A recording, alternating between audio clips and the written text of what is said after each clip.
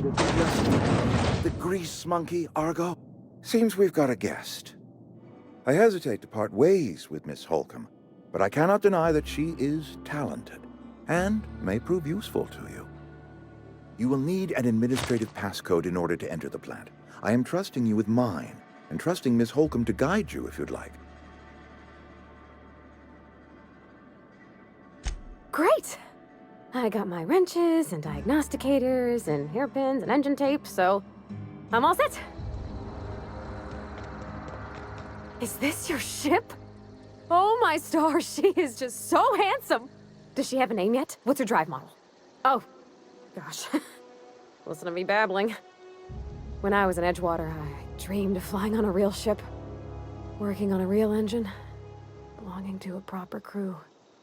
I'm the only decent mechanic Edgewater's got, but every time I think of going back, I get this sinking feeling. I worked on the occasional supply coach in need of repairs. Once I built a little model craft out of spare parts, but Mr. Thompson found out and I had to take it apart. I want to ask you something, and you can say no, but can I come with you? I could tend to your engine. I know my G-valves for my catalyzers, and I can keep your ship singing. And if you ever need a pair of eyes watching your back, I can do that too. What do you think? Yes! I mean, thanks. You won't regret this, mister. Captain. I can call you Captain now. Ha! I got a captain.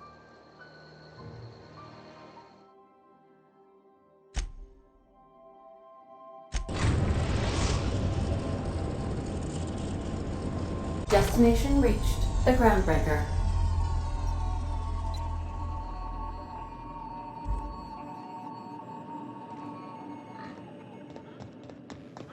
Can we talk? Hey, Captain. I heard that Groundbreaker's got a real good engineer. A lady named Junlei Tennyson. I was thinking that maybe I ought to meet her. If you got time to swing us by, I mean. I don't got much experience fixing actual spaceships. I bet you a can of Borston beans she could teach me all manner of stuff.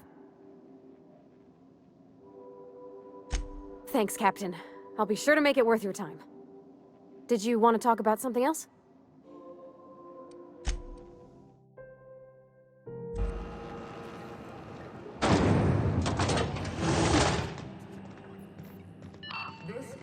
Thought there'd be more machinery.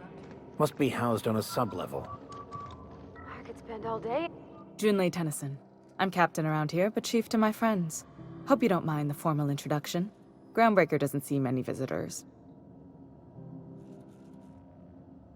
No, it isn't. It's a mess. But it's my mess, so I'll take the compliment. Just so we understand each other, I'm the final word on the ship. The Mardits, the crew, the engineers, their family. I hope there won't be any problems while you're visiting. Good. Don't go making trouble, and chances are you won't find any. That's how I like it here. So what brings you to Groundbreaker? I'm curious, even though 9 times out of 10 the answer's just passing through. Interesting. The powers that be paint an ugly picture of Monarch. Critters and such. Maybe someone in the promenade can get you the right weapon for the job. We see a lot of the same faces coming and going. Most of them board spies and corporate sprats. Makes it hard to trust outsiders.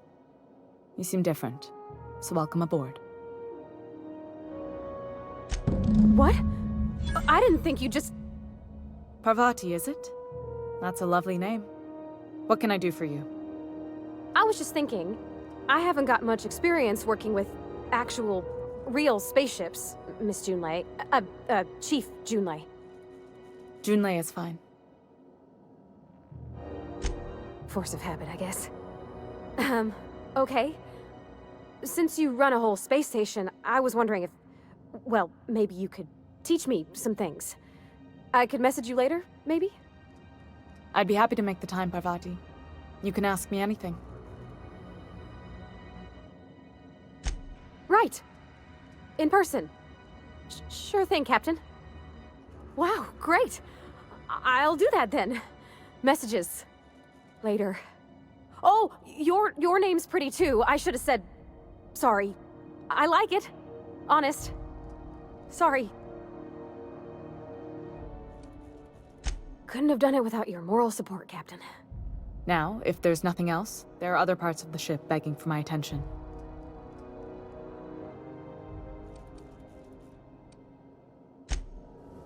If you're looking for crew members Ellie or Felix, they're sharing a drink upstairs.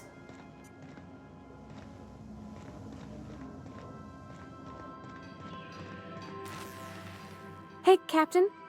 Can I get your temperature on something real quick? So, you land on some messages. I got your data, and she's home. When she wrote herself, I'm sure. I don't know if she needs it. These phones are all right. It's not so good.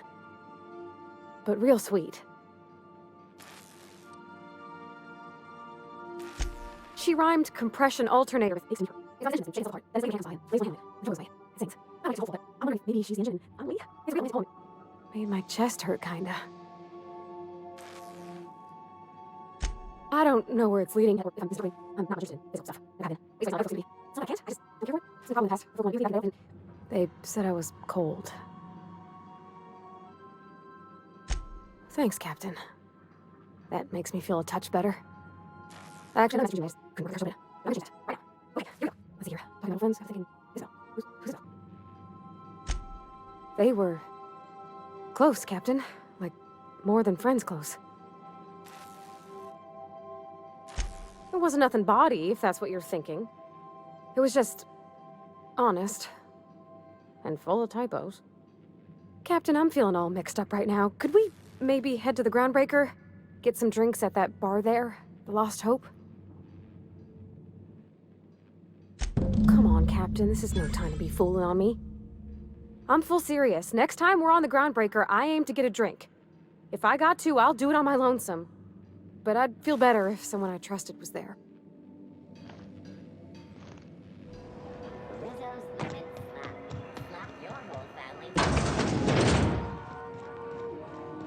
So, how's this work? Do we get a table, stand in a corner? Okay, so what are we drinking?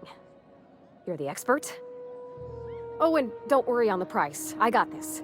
Let's just do it proper. Well, that's fruit and such, right? Okay, wine it is. Bottoms up. Purpleberry wine's all right if you require a sweetness to your spirits. Seems like a drink that would suit you, Miss Holcomb. Just mind how much you imbibe. Wow, this is really kind of nice, actually. Who'd have guessed old fruit could taste so good? Oh, Captain. I'm pining for June like something fierce. What am I doing? Huh. Yeah.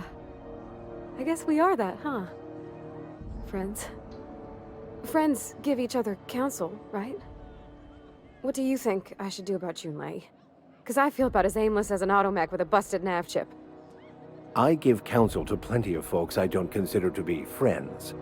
If you need an ear, Miss Holcomb, I'm listening. Well, she talked about another girl, right? Isabel.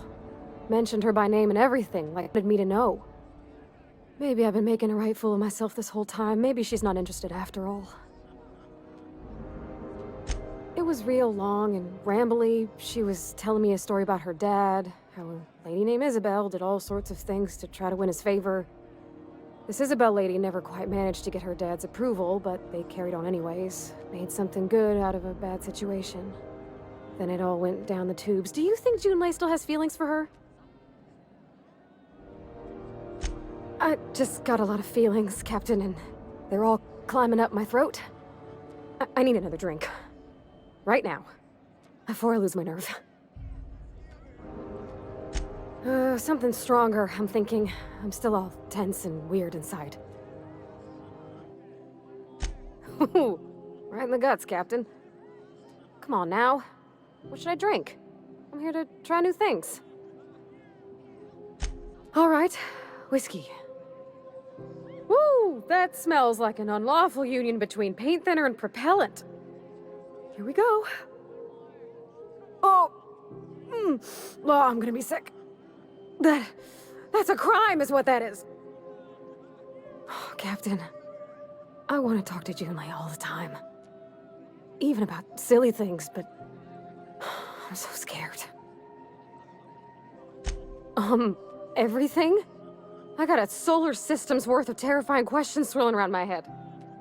Does she think I'm as pretty as I think she's handsome? What if she doesn't like me? What if she does? What if she's still got feelings for that lady, Isabel? What if we get together and she gets bored of me?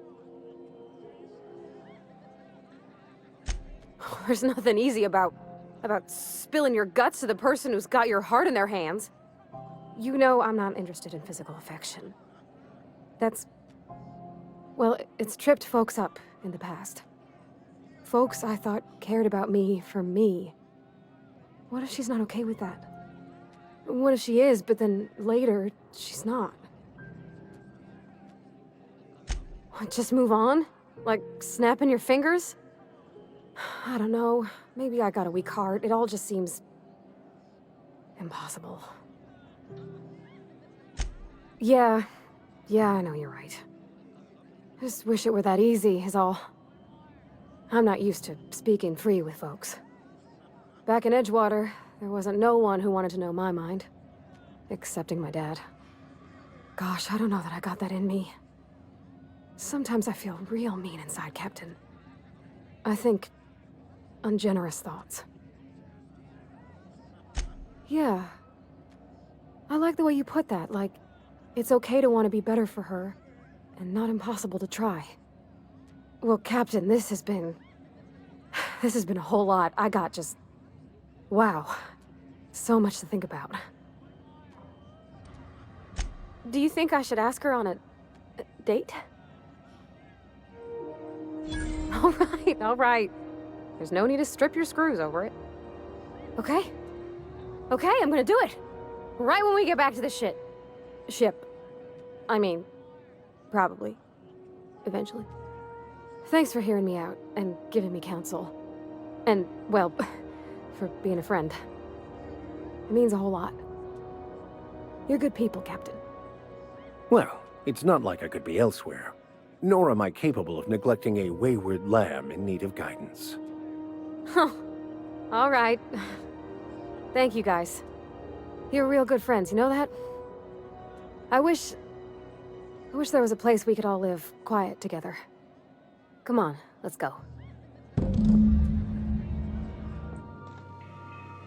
Welcome back. Do wipe the blood and space dust from your feet in the entry bay. Oh, that whiskey did give my head aching something fierce. Feels like a primal's chewing on my skull. I wouldn't mind having a drink again. Someday. In the distant future. Anyway. I messaged Junlei when we got back and she replied super quick. Okay. I was awake half the night, thinking about what I sent, anxious to see what you said. I reread my message in the morning, and it was unclear. I was drinking when I sent it. Otherwise, I wouldn't have had the courage. Also, sorry for the typos. I've ruined things in the past because I didn't say things I should have, like, I've met someone who's become special to me. I want to be honest with her, so if she feels the same about me, there won't be any surprises. Isn't she sweet? Like one of those 2-bit romances where one soul's all stiff and formal and, I should be glad to perhaps take hold of your hand, miss. I ought to go write her back. I mean, I already did. Twice. But anyhow, thanks for taking me out, Captain.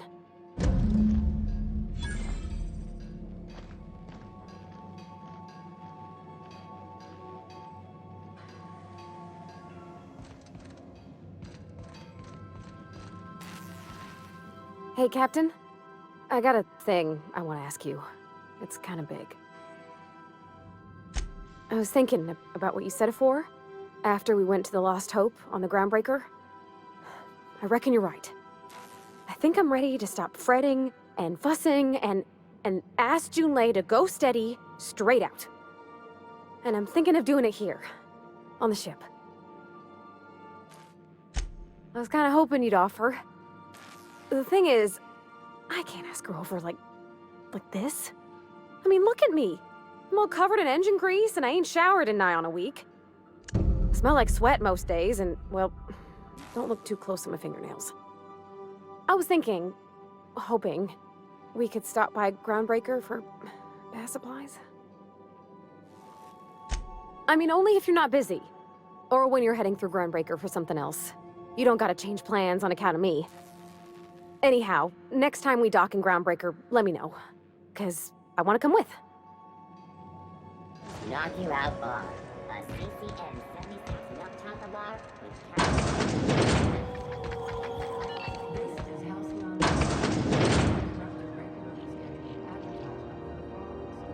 Have you had a moment to look into that little opportunity I told you about on Roseway? You don't hurry up. Someone will get to snooping around there before you do.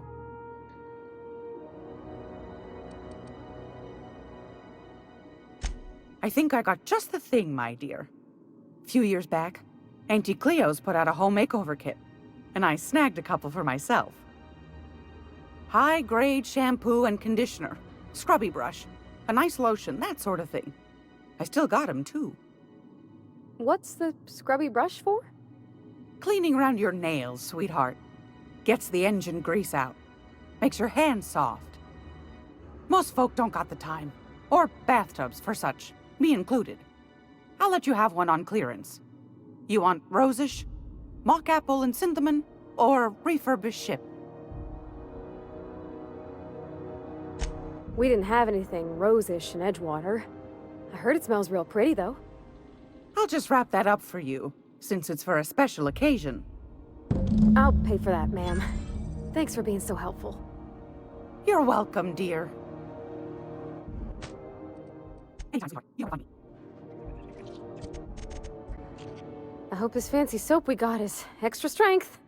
I'm feeling a mite ripe. Oh, thanks, Captain. I'm gonna put these someplace safe. In her messages, Junlei said her mama used to make this dish for Monarch. Dustback casserole. Salt tuna and xenogold needle mushrooms. And then for dessert, there's a thing called, sweetheart cake. It's made with almond paste and wax gourds. There's gotta be some place in Stellar Bay that can bake a casserole. And I heard tell there's a Rizzo's town near there called Cascadia what specializes in sweets. Thanks, Captain. I know I'm asking an awful lot, but I'm sure it's gonna be worth it.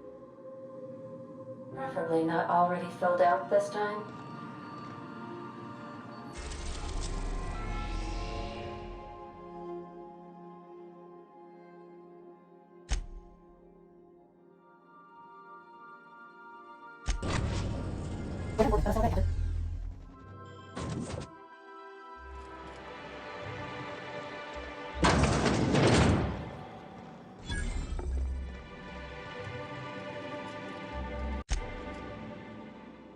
Whoa, by the stars, my poor heart.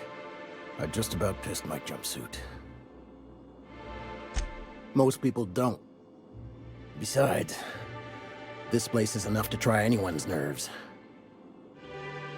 Where should I begin? With the oversized mantisaurs? Or perhaps the rats spewing acid at our walls? The board was right. This place isn't fit for human habitation, and I was a fool for staying. That was a real popular meal 10, 20 years back, before the board tucked tail and ran. These days, everybody's had a belly full of salt tuna. They all want borscht. And the mushrooms, well, not many venture out of town, what with the monsters hereabouts. I can whip one up for you, but it'll cost. Here's a menu. Oh, yikes. I can't cover this much, Captain. What? No, Captain, I don't want you to do it. It's all right, miss. I'm a coward at heart. Made that clear from the outset. Look, Captain, this is the best I can do without putting myself out of business. I'm mighty glad you reckon so. This is gonna take about an hour in the oven. Nothing I can do to speed it. That's just how cooking works.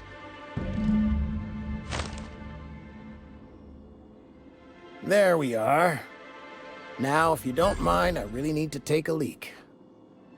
My belly's gurgling just to smell it, Mr. Raymond. Thank you so much. A pleasure to help such a charming young lady. You're a gentle soul, miss. Be careful with this one, all right? He's kind of a brute. Oh, gosh.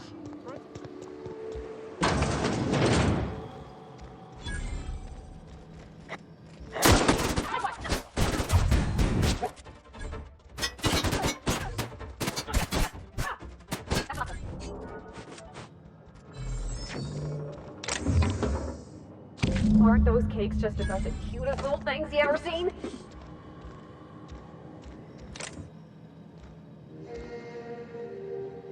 The dustbat casserole Mr. Raymond made smells incredible. Oh, I kind of want to take a little taste. But I'm gonna be strong. Now look how cute these cakes from Cascadia are. Someone even traced little hearts in them. I guess that settles dinner. Thanks for hauling me all over creation, Captain. Well, I was gonna, but then it hit me. I got this nice meal all planned out with music, and I got that soap to scrub up with, but I don't got nothing nice to wear, Captain. I don't have a head for fashion, and I can't really picture myself in something clean and pretty.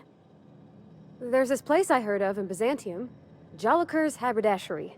I bet I could find something nigh on perfect at a place like that. Thanks, Captain. I know I've been asking a lot, but you help me out every time. You're the best. You, with the hips. Over here. Let me take a closer look at you. Hold that posture for a moment, Mari. You have a natural conjugal posture, my dear. The way you rest and raise your hips suggests a certain body charisma absolutely murderous stuff. Felix, I can't wait to see what you treasure. You don't gotta be so forward about my reasons, Captain. Let me get a good look at you. Turn around, please, darling. My word. Such muscular shoulders. You're a vision, dear. I am no such thing, ma'am. Nonsense, you're absolutely lovely. Chin up now. I have just the thing for you. Let me do a back-of-the-envelope calculation. Materials, labor, licensing and copyright. There. Love. That's the ultimate luxury, darling. Love. Oh, gracious me. I don't get why that's funny, ma'am. Oh, my cherub! Who woos for love anymore? That's so... precious. All right, Captain. Here is the absolute best I can do for you. There are some things I simply cannot skimp on, darling. Such a lovely young lady deserves the best. Now stand back. Back! I'll enter the settings and get these machines spinning. You'll be broke to bespoke in merely an hour.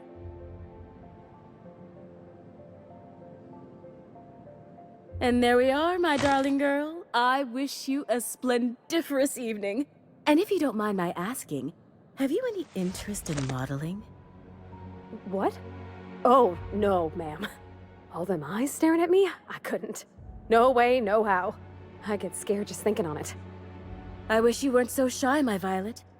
You truly are beautiful. I hope your date sees that as clearly as I.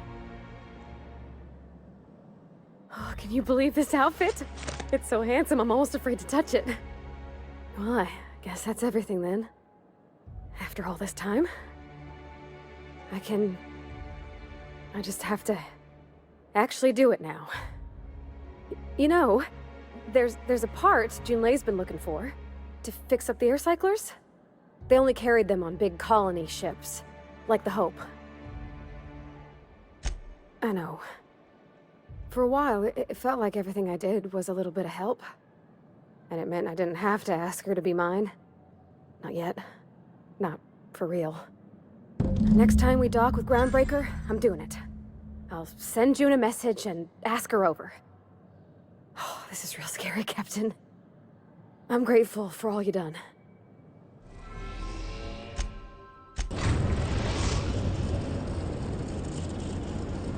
We've arrived at the Groundbreaker.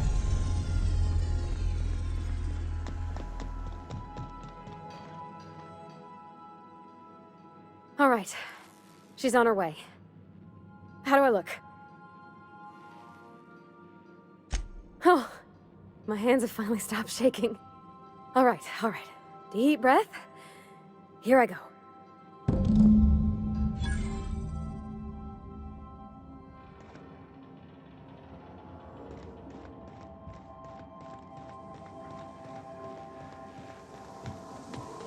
Greetings, customer. Anyhow, so I told him, Dad, I'm a big girl now. I ain't need your help. I can do it on my lonesome. What did he say to that? For Have this? at it then. My father and I will.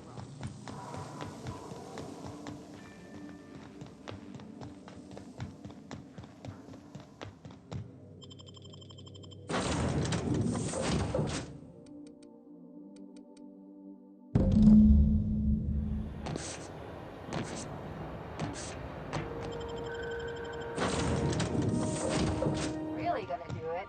I just wanted to make him... Okay, Captain, she's gone. I'm near about vibrating. I'm so excited. So she got here, and, well, she sneezed. She said, wow, new soap? And I was like, yeah, rose-ish. Turns out it tickled her nose. Oops. And then she just sort of touched my arm real gentle-like and called the cut of my outfit elegant. I couldn't hear the rest on account of my heart was beating so hard. Then I led her into the kitchen. I think she about cried when she saw the spread. She stood stock still and just said, oh, real soft. Oh, and let me tell you, I was sweating. And then she blinked and said, is that dustbat casserole? I told her how we got Mr. Raymond to bake it for us, so it was double authentic. Made by a real live monarch person.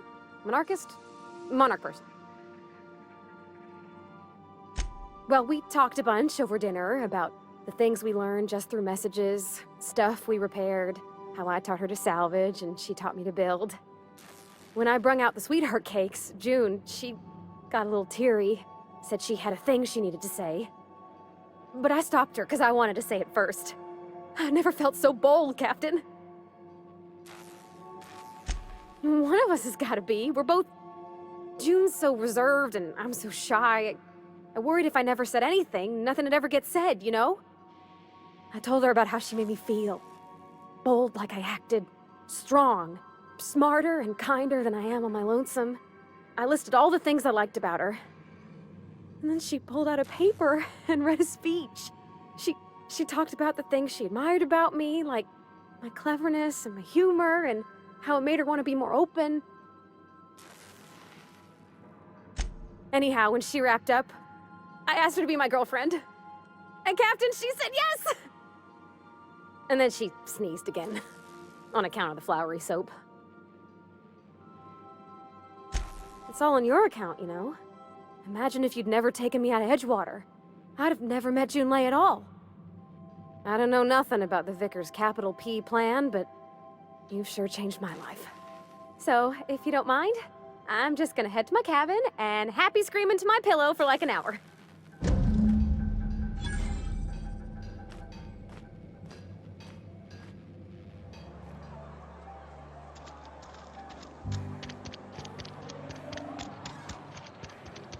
Sorry, I'll just be a minute.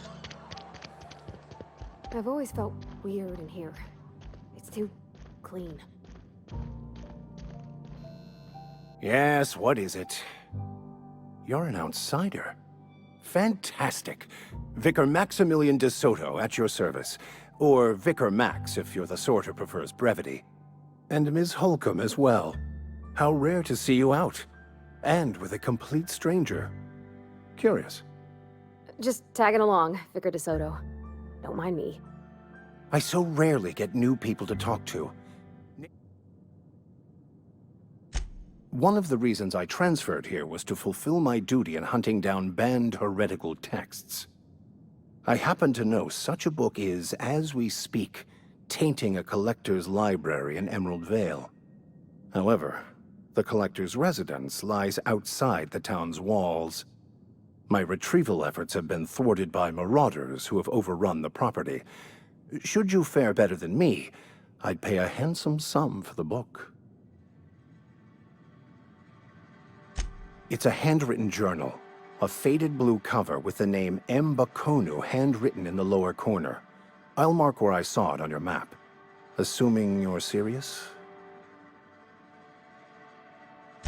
Thank you. If you retrieve it, you can always find me here.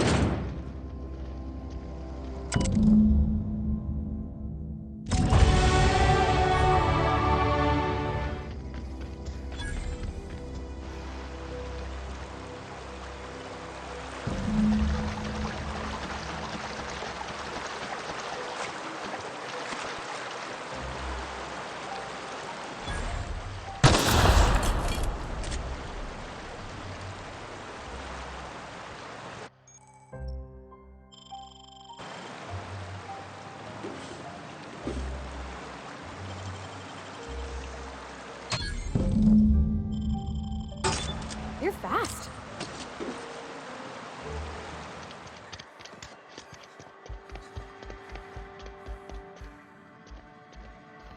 Any progress on that matter we discussed? Wonderful. This is fantastic. Well worth all the sacrifices I... Wait. What the fuck is this? Is this...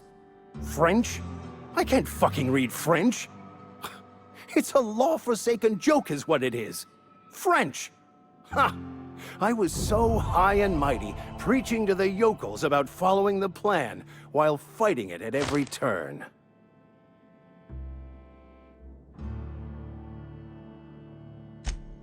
Well, yes.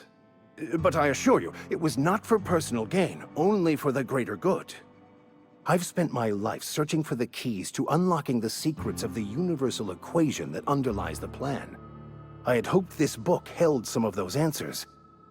I became so desperate, I even got myself assigned to this plague-ridden backwater to find the damn thing. All the time and suffering I've spent. Wasted.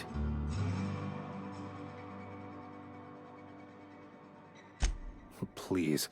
As if my life should have no greater meaning than proselytizing to a bunch of feeble-minded wretches.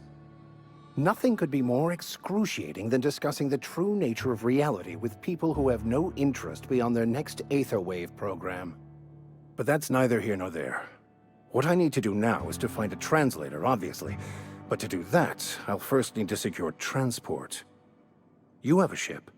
Perhaps I could make myself of use to your crew. Certainly. I already gave you most of my money, but I can offer you free spiritual counseling, and I'd be happy to watch your back. I'm pretty handy with a tossball stick, or any blunt instrument, really. I'm also a passable gun hand, if it comes to that. I can usually talk my way out of conflict, though. Oh, I'm fairly competent at hacking computers as well.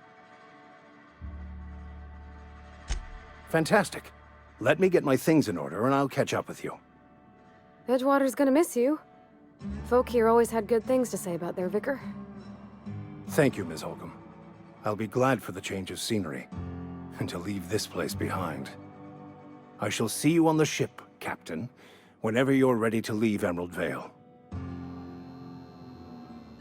Report embassy. Captain, if I could trouble you for a moment of your time, while we're on the Groundbreaker, I may have an idea for how we could find a translator. I've been thinking on that. There's a former infamous philosopher scholar who fled Terra 2 some years ago. He's an expert on Bakonu. He's also who told me of the journal's presence in Emerald Vale. If anyone in this colony could translate that book, it would be him. You caught me. Listen, the OSI frowns on fraternization with philosophists. I'd like to keep my associations with our scholar friend quiet. That's a good question. Fortunately, we're in the perfect place to start. This is where I'd go if I wanted to get off Terra 2. Great place to pick up a ride to Hephaestus, Scylla, even Monarch. All I need is access to a data cartridge from the security terminal. Their easily hackable system keeps a registry of all crew manifests for both arrivals and departures. I'll comb the last 6 months of departure manifests to track the Philosophist's off-world destination. Thank you, Captain.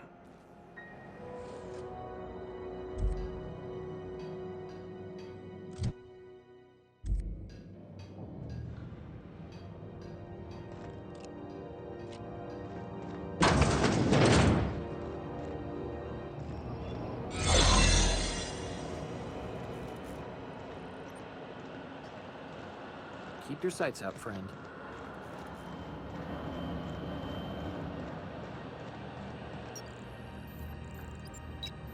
Shh.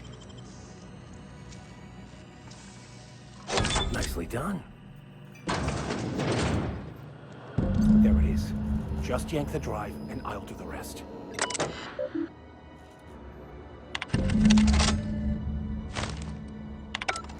Now that we have the data cartridge, I can finally find out where that scholar I'm looking for ended up. Got it. His name is Reginald Cheney, and he joined a sublight salvage crew. Only he's not listed on the return manifest. Must have made landfall somewhere he wasn't supposed to. Ah, yes. Here. There's a domicile on Monarch in Fallbrook, rented to the same bit card he used to buy his seat on the salvage ship. I should have guessed. What better place to lay low if you wish to avoid the authorities? Oh, it's nothing. I suppose I really didn't have much faith in actually finding him. Was a bit of a long shot, wasn't it? I admit it was a bit of a long shot, but when you've spent as many hours as I have in contemplation of the universe's secrets, you sometimes get a sense for these things.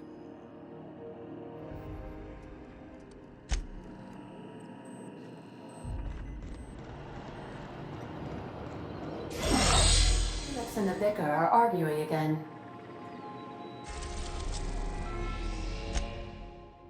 We're now in orbit above Stellar Bay, Captain.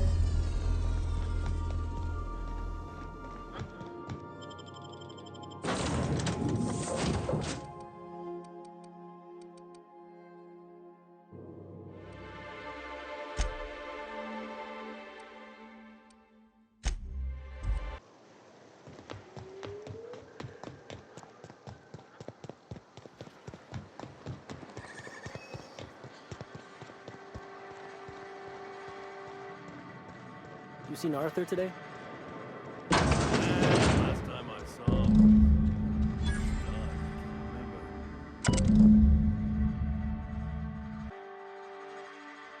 Sounds like Cheney's gone gold panning down on the river. It's not how the game works. Guess even scholars need to find ways to make ends meet in exile. The outside of a door, and you...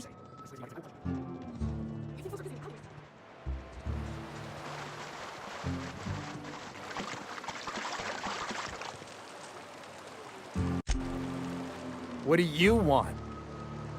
Oh, hey, Vicar Max. What are you doing on Monarch? I thought scienticians ain't welcome here. Haven't you heard? Everyone's welcome here. It's a fucking worker's paradise. But you wouldn't know anything about that, would you? Never worked a day in your miserable life. You're just a parasite, living off my goodwill. Well, guess what? My goodwill's exhausted, along with my temper. This is the guy who told me about the book while we were in prison. I lied about finding a scholar. But I don't care about any of that anymore. I just want to inflict massive amounts of pain on this guy. Yes, that's about the long and short of it. Now, where were we? Oh, that's right. I was about to beat you. Severely. Wait! I know who can translate the book for you. It's too late for that. I threw away my life chasing fairy tales. Will punishing you fix any of that? Of course not.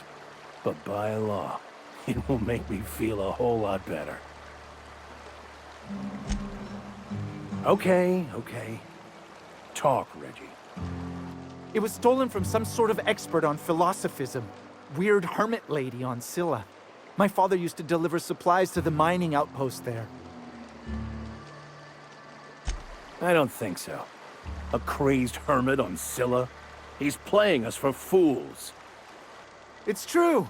My father collected some extra bits on the side by diverting some of the supplies to the gal. The way he told it, he thought the book looked valuable, so he took it. Couldn't find any buyers when it turned out to not only be French, but banned as well. And if that hermit isn't there, we're coming back for you.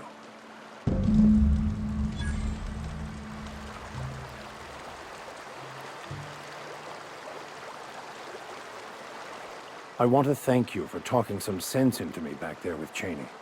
It has been a long time since I gave in to my violent enthusiasm. You're right. I owe you an apology. I've been so obsessed for so long, I couldn't see anything else. You offered me a place on your crew, friendship, and I used you to get to Cheney. And even then, you saved me from myself. I don't know if I could live with myself had I gone through with it.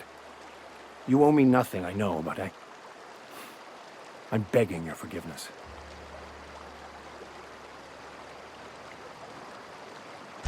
Thank you.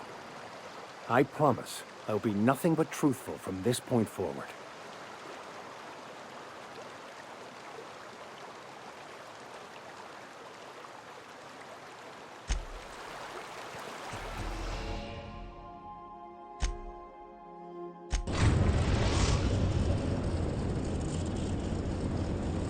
Destination reached. Scylla.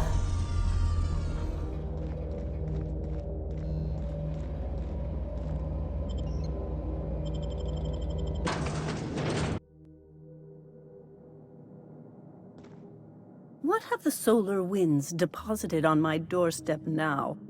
Just more dirt and debris? Or do you actually believe you are here seeking the truth? I must admit, I tire of the truth seekers. Mayhaps you're here to rob me? That would be so much more exciting. We've been told this was once yours.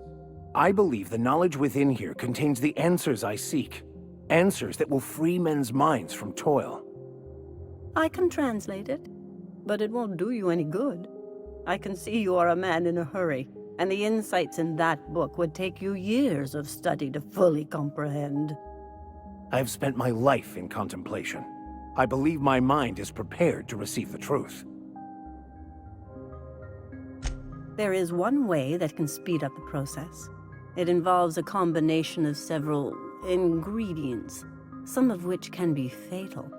It is not for the faint of heart or the unprepared.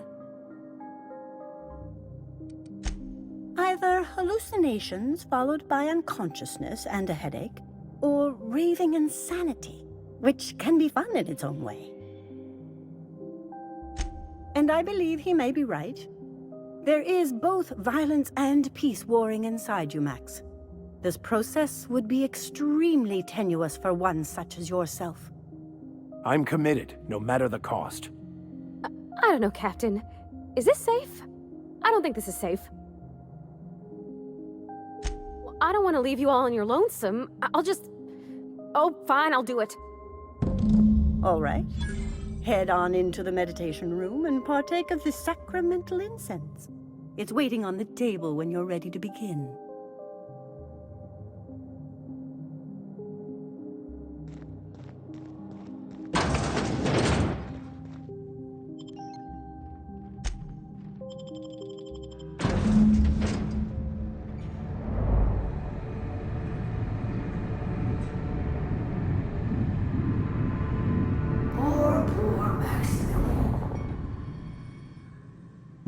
Maximilian, why are you still doing this? You've been fighting against the world since before you left home. Haven't you figured out yet that the more you fight, the more pain you cause yourself? Mother, You're dead. You can't be here. I knew this was too good to be true. These are just cheap hallucinogens that have... What's happening to my voice? Does my voice sound weird to you? And what's wrong with your face? Y'all see these stars I'm seeing? Gosh, they're pretty. Like shimmers in the sea.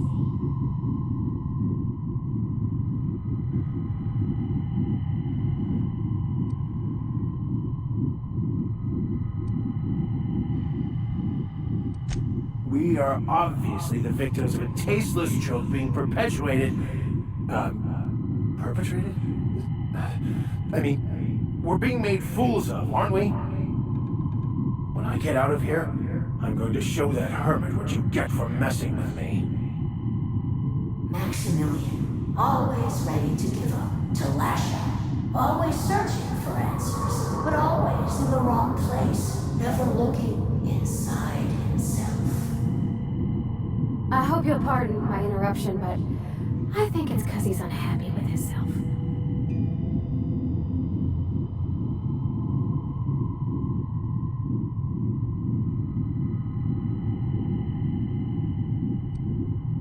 And platitudes from a figment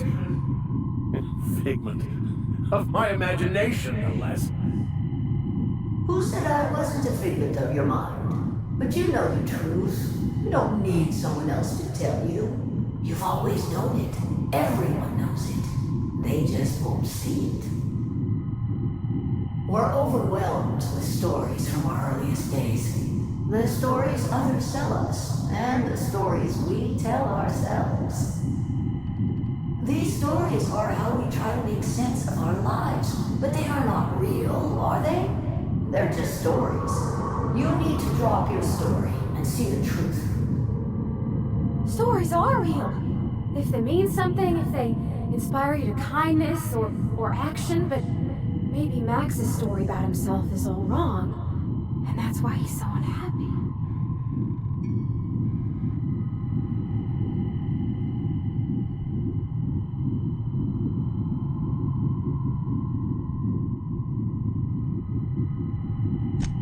What the fuck are you talking about?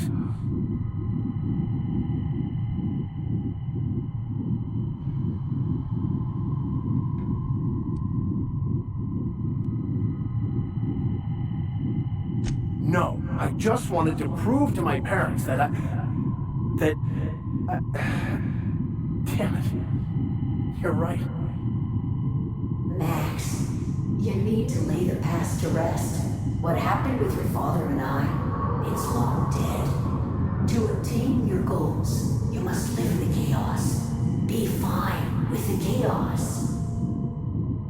Whether you resist or not, it will take you wherever it wants. More assuredly than even the fictional architect's plan you slave away to prove.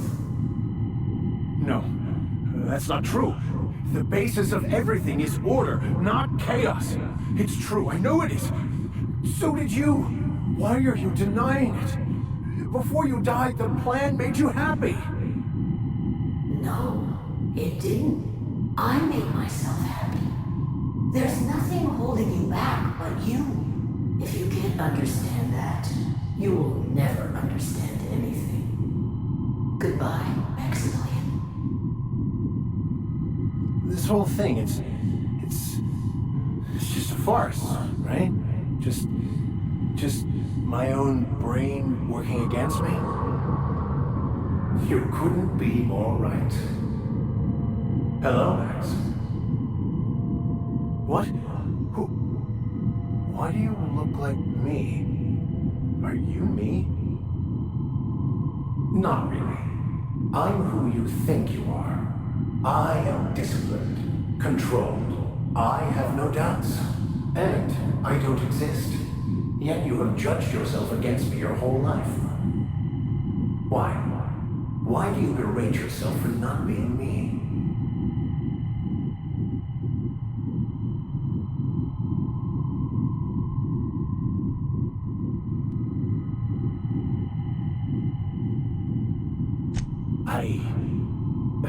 don't know what to say. Thank you, Captain, but I don't know. Is it wrong to try to be a gooder, better person than I am? But that's not what you're doing, is it? You're desperately trying to find a story to organize reality in your head. A story to control everything. A new story of the happy you, the contented you, me. That's not... It can't be right. I've only been searching for the answer to the equation, because it will set us free, won't it? How? By removing the need to make any decision, to have your life completely controlled, the illusion of certainty. Your obsession allowed you to avoid the real question. Who are you? I'm Max. Me! I'm real. You can't convince me otherwise. Please don't convince me I'm not. It's okay, Mr. Vicar. We're here, watching over you. You just ride this out, right?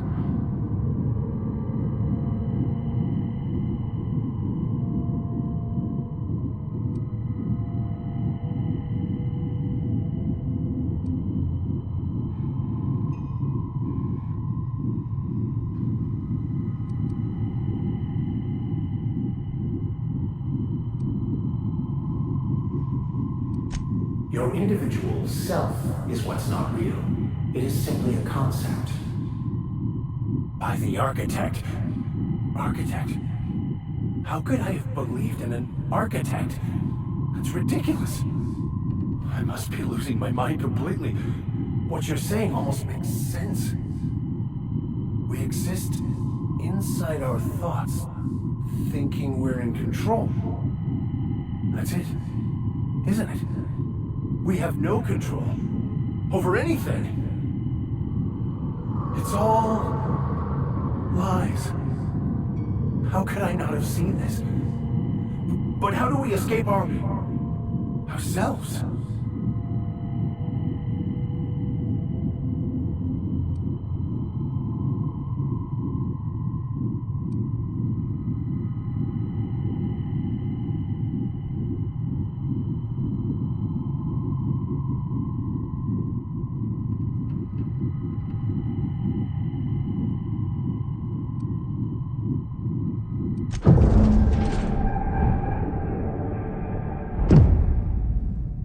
I see you're back with us. Feared we lost you there. Never seen anyone pass out yet stay upright before. I woke up. The illusions I built for myself just fell away. I'm no longer interpreting, I'm experiencing. Everything is perfect. No. Not perfect in that sense. But it is still perfect. It's all there to be experienced, to be lived. Of course there is pain and loss, but the suffering is caused by trying to control reality. Clinging to the way you want things to be, not enjoying the way they are.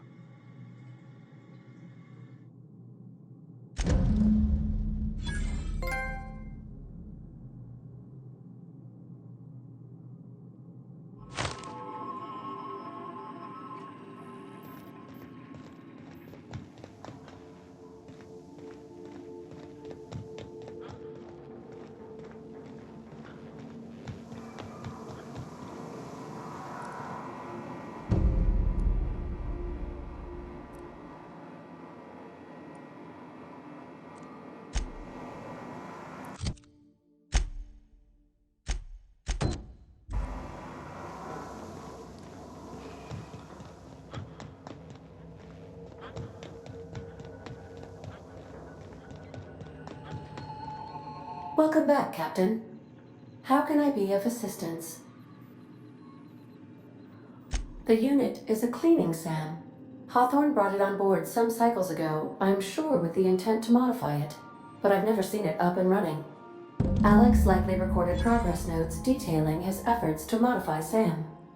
If you check the terminal in your captain's quarters, we may be able to determine what work remains in order for Sam to properly operate. I'll be here.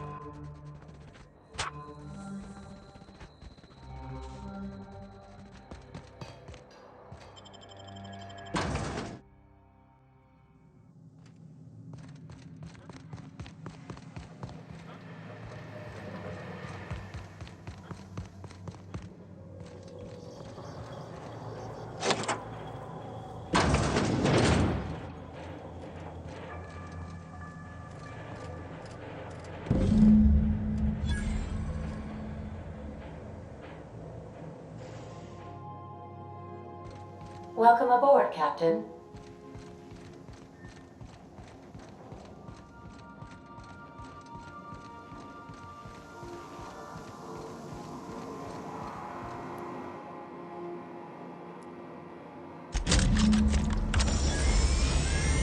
Initiating initialization sequences. Greetings, customer! This SAM unit is unable to locate your registered information. Would you like to register your SAM? Registering new owner. Captain. SAM units live to clean and clean to live.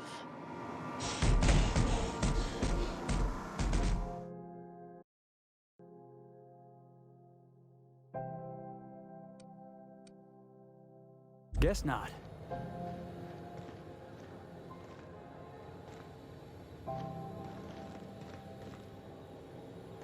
Hey, we don't know each other yet, but I'm Felix Millstone. I was in the middle of a little discussion with the local authorities when you passed me by. I noticed your ship in port. Got to thinking you might be looking for some crew, so I wandered by, just to take a closer look. Gotta hand it to you, boss. That's a fine-looking ship. Only thing it's missing is me.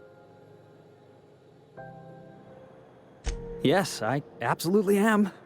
Just give me a shot. That's all I'm asking. I could be the best damn crew you ever hired.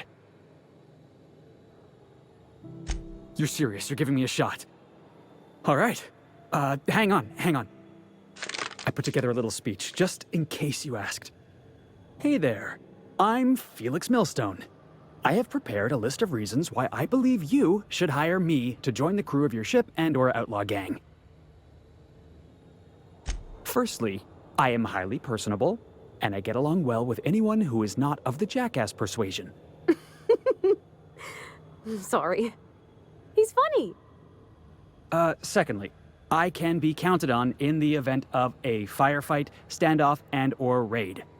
My motto is, if you need a steady gun hand, I'm your man. That motto is it's a work in progress. Additionally, I have several years of experience as a box hauler. This skill may come in handy if you need a body dragged away or a door held open while escaping enemy fire. In conclusion, thank you for considering me for your ship crew and/or outlaw gang. I look forward to our adventures together. I thought that was real good, Felix. Thanks for the vote of confidence. What do you think? Am I in? Wow. You don't know how long I've been waiting to hear that. Thanks, boss. You're not gonna regret this.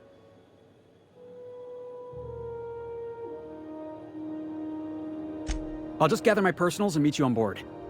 This is gonna be great. Really? We're picking up strays now? Look at that. A real vicar. I'm sure we'll get along like a church on fire.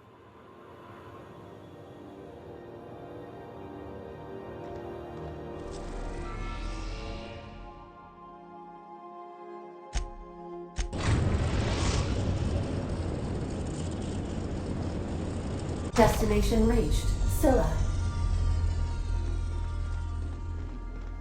Hey, you got a minute? Hey boss, got a hypothetical for you? You got a friend, see? Somebody you knew when you were growing up. You were close. Then one day, they up and vanished. 5 years go by, they send you a message out of the aether. What's going through your head? Guy by the name of Clyde Harlow. He was an old friend of mine. Honestly, he was probably my first and longest friend. I just heard from him. Says he wants to talk to me. Says it's urgent. Figured I should let you know, seeing as we're on Scylla and all. Clyde's got a base on the other side of this rock. I appreciate this, boss. I know you're going out of your way for me.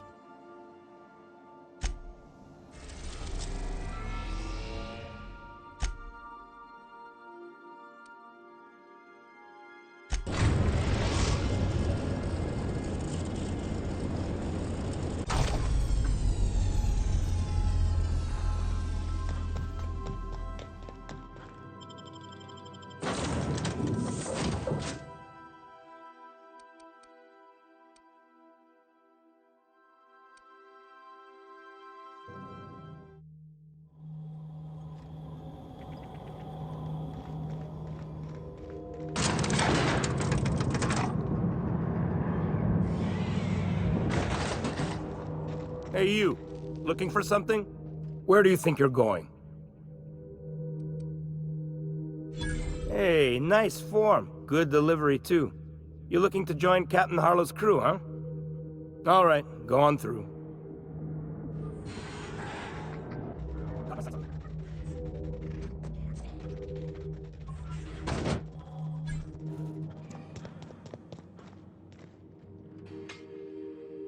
Well, hey there, Hullhead. Clawed your way out of the groundbreaker at long last? Uh-huh. Oh, sorry, were you expecting me to say something? Maybe a long time no see, or a you've aged, old man? I thought you were dead. Or throwing yourself against the walls of some re-education center. That's been 5 years, Clyde. The best thing you can say is, hey there, Hullhead? No, Felix. The best thing I can say to you is yet to come. Also, I'd like to have a word with your captain. So, you took Felix under your wing. Kept him busy. Good. Kid always needed a place to belong. He's been watching out for us just as much as we've been watching out for him. Felix is family, mister. Hear that, Clyde? I've been making something out of myself. So long as you haven't been making a fool of yourself. I'm sure Felix has no end of stories to tell of your exploits together. I look forward to catching up with the boy. I'm working on something. Something big. Something the likes of which Halcyon has never seen. And I want Felix to be a part of my initiative. I'm fulfilling a promise I made to the boy, that one day, he and I would change the colony together. That day has finally arrived. Easy there, Clyde. No one said nothing about throwing in with you. In case you didn't notice, I'm pretty happy where I am. I'm not asking you to walk away from your captain, Felix. But neither should you allow yourself to be controlled by fear. Change is not to be feared. I brought you here because I want to know where Felix's loyalties lie. When the day of our revolution comes, I want to know that I can rely on him. Everyone in my crew proves their loyalty. No exceptions. Not even Felix. I want you to deal with a traitor for me. Name's Trask. Kill him, and bring me proof of his death. His ring should do nicely. Ratted us out to the board. He's been an informant. Has been for years. When he realized I was onto him, he and his little cadre mutinied. Killed 5 of my own and tucked tail. I don't know where he's hiding, but his wife might. Rosanna. Lives on the Groundbreaker last I checked. Rosanna knows my crew by name and face, but you're a stranger to her. She'll talk to you. You think so? Maybe we should have a word with Trask. Get his side of the story first. You'd be wasting your breath bandying words with that traitor. But if it makes you feel better, by all means. Remember, I want proof. Bring me his ring. I don't care if the hand's still attached. Here, my token. Think of this as my personal signature. Anyone who knows me by my works will know me by this token.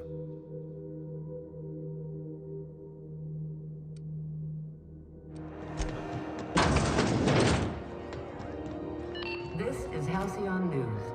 You mind trying to have a moment here? Rufus and I are no longer on speaking terms. I don't know where he is, and if I did, I wouldn't tell you.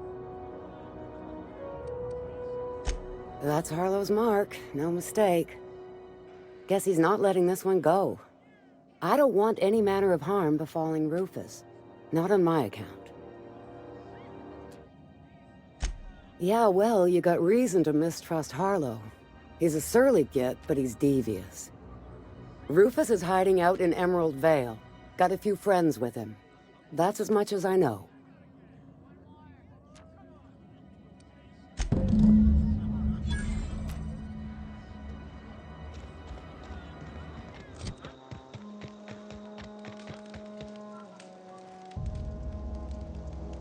I don't know who you are or why you're prowling around here, but I'm willing to make a guess. You're one of Harlow's gun hands, ain't you? He sent you after me. Yeah, of course he did. Thing is, you and I are at an impasse. Harlow wants me dead, and I've got no intention of dying. How do I know that I can trust you? Yeah, guess that's a fair point. Listen, I don't know what lies Harlow's dripped down your ear, but you'd be a fool to trust him. I never betrayed Harlow. Harlow betrayed all of us. The board's got him in their pocket, been paying him off for years. All that palaver about revolutions? It's a lie. You can't be serious. I've known the guy for years. Yeah, that's about how I reacted when I found out. That's the whole truth. Harlow's just another board asset. A 2-bit mercenary wearing a dissident's clothes. Yeah, I've got proof. There's always a paper trail when the board's involved. I chanced upon some correspondence between Harlow and his employer. I don't know that it makes a difference. What was I to do with that evidence? Bring it in front of the board? There's no authority in Halcyon willing to take Harlow to task. I hid my papers before Harlow chased me out. Back in the middle of the base, there's an old vent in a utility corridor. I stashed my evidence in that vent. Because he's for sale. Anything the board can buy, the board will buy, and that includes loyalty. Harlow was a charismatic bastard, and he was ruthless. With Harlow in their pocket, the board had an informant, a pirate, a smuggler, and a gang leader all rolled up into one odious excuse for a human being. Sounds like a deal to me. Board-sanctioned piracy. Harlow went after the ships the board wanted destroyed, capturing anybody the board wanted captured. If we captured you, we'd ransom you. Harlow liked to do the job himself. Gather up the captives on his own ship, vanish for a couple of days. Only that's not what happened. Harlow's been selling his captives off to the board. I don't know where they ended up. Re-education, Tartarus, maybe worse. Take it you've made up your mind.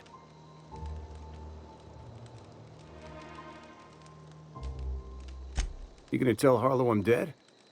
May as well. I'm never going back to that life again. Here, take the ring. And for what it's worth, my gratitude.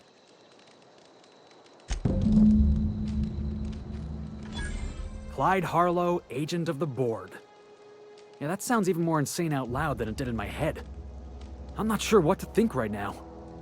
You told me to be suspicious, but I never imagined Clyde would stoop to informing for the establishment. Then again, Trask knew he was a dead man. Could have been trying to shift the blame. I can't imagine Clyde working for the board. But we owe it to ourselves to find out. Trask said he stashed the evidence in a vent back at the base. We should go take a look.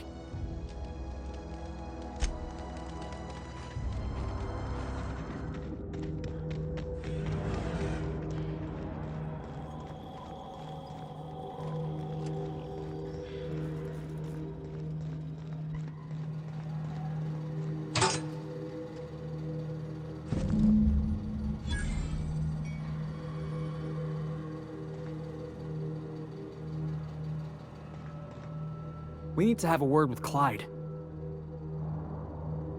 Looks like Trask was telling the truth. It's all there. Receipts for services rendered, payments, records, ship manifests. Clyde was a pirate for hire, and the board was paying him off. In typical board fashion, they left a trail of receipts behind. Ain't that just ironic? Yeah, you and me both. Clyde owes us some answers. Something about this don't add up. And I mean to find out why.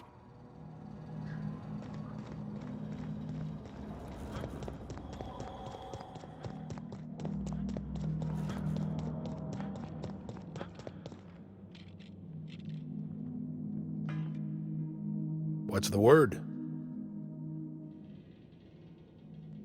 Not surprised. Trask was a dead man trying to negotiate with his own executioner. He'd say anything to preserve his life. That's a damning accusation. Am I right to presume you have some evidence on hand? Those papers don't prove a thing. We've all done business with the board. They own the whole damn colony. Trask put you up to this. That miserable wretch. He's trying to undermine everything I stand for. You've got a lot of nerve calling me a liar to my face.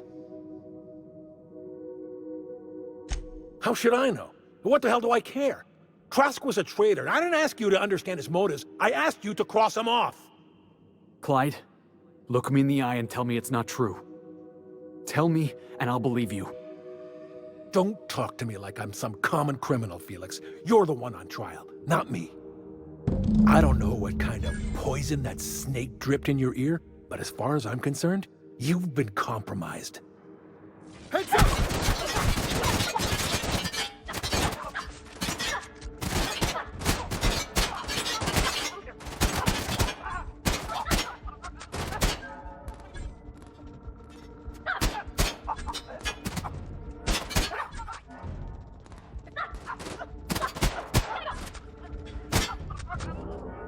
Something neat? This is definitely not how I imagined it'd end. The void's black, water's wet, and Clyde hated the board. That's something I just knew. Now? I don't know. I don't know what to think. I've just got a lot on my mind right now. This is a lot to take in. I always looked up to Clyde. The thought that he could be an agent of the board is just abhorrent to me. Yeah, he did. And I'm not sure how I'm gonna get over that.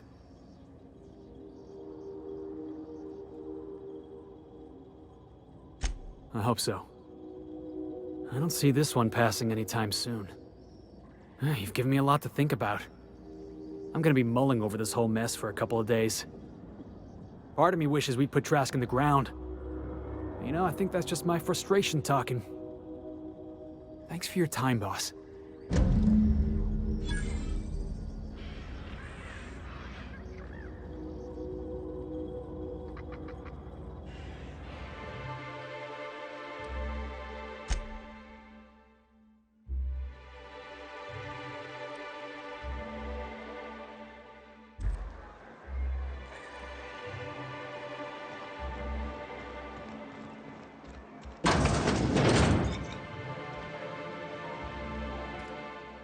And the little bastard's slippery, right? On account of its blood, so it's sliding all over the place, trying to crawl away. Getting so I can't tell the blood from the mud. Don't interrupt, it's rude.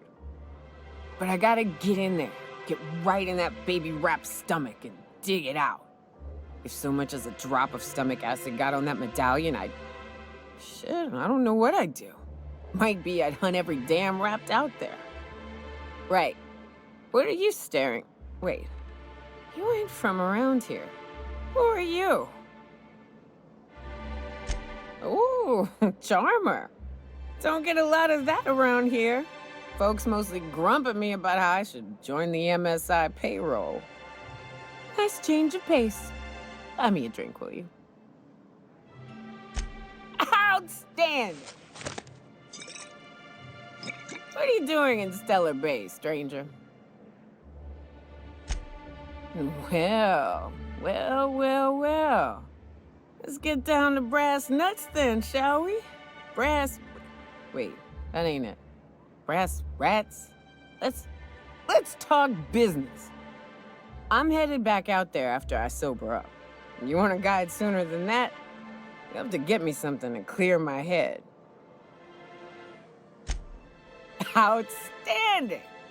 Our dispensary here maintains a stock of, well, I don't rightly know what they are. Steroid or caffeine somethings? Pills. They're very good. I'm cut off for the month, on account of needing one just about every damn day. But I'm sure you've got your wily ways. Fetch me one and we'll be all set. Well, they work. We got a deal or what?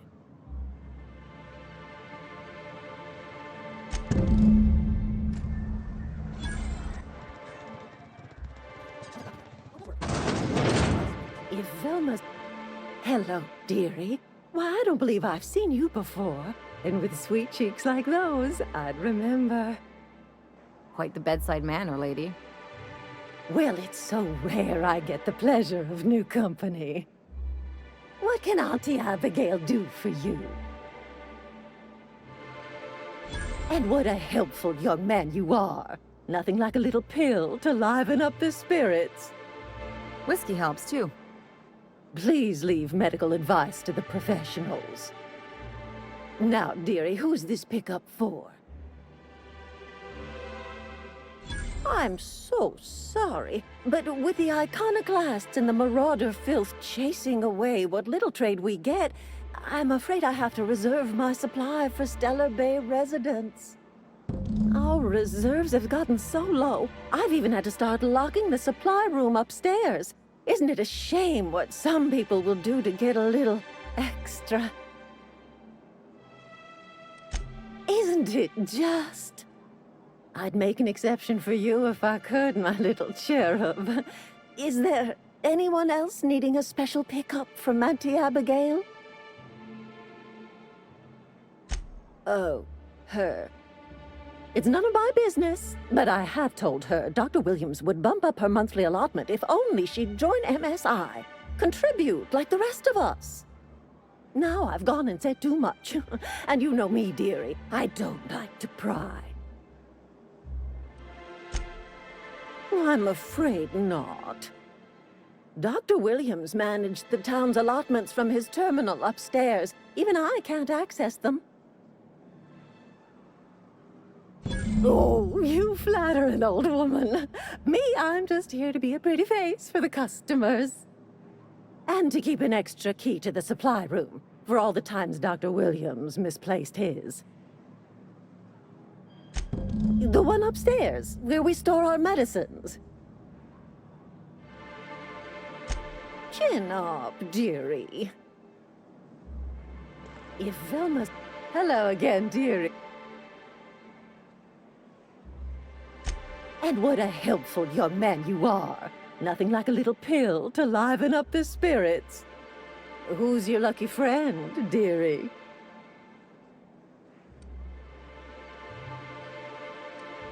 Oh, it's not... I'm afraid it... Doc... In the town graveyard, I'm afraid. Poor man was always searching for the flower of enlightenment. On the way, he tried some rather daring substance combinations.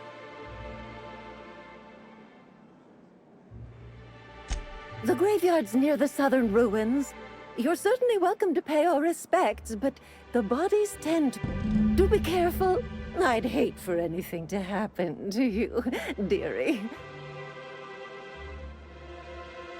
Well, this certainly isn't worth my good health. I'll get you a dose, but I'll have you know, I'm very disappointed in you. There, and good riddance. That's the last help you're getting from Abigail Edwards.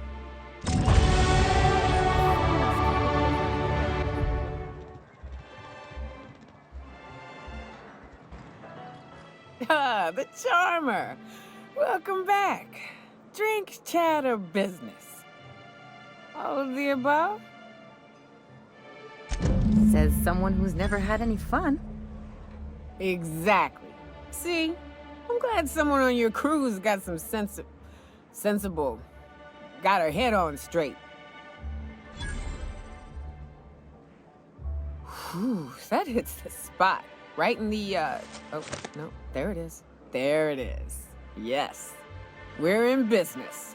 Let's go. That was fast. I gotta see about stalking some on the ship.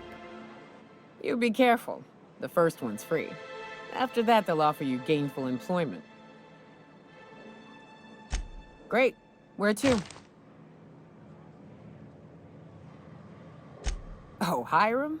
I ain't checked in on that man in an age. He's running the giant radio tower we lovingly call Devil's Peak. We'll be going south and west, mostly along the road till we're past Fallbrook. Out there, there's a western slope that'll lead us through some fun. You like hunting, right? That's fun. If you're more of a spelunker, Rotting River will take you into the mountain caverns. We can discuss options when we get closer. That said, 3's already a crowd. I don't mind waiting somewhere until you got a spot open. Mighty big gun you got there. I'm looking forward to seeing you use it. So you keep Monarch safe, huh? That's real honorable work, Miss Nyoka. Oh, no.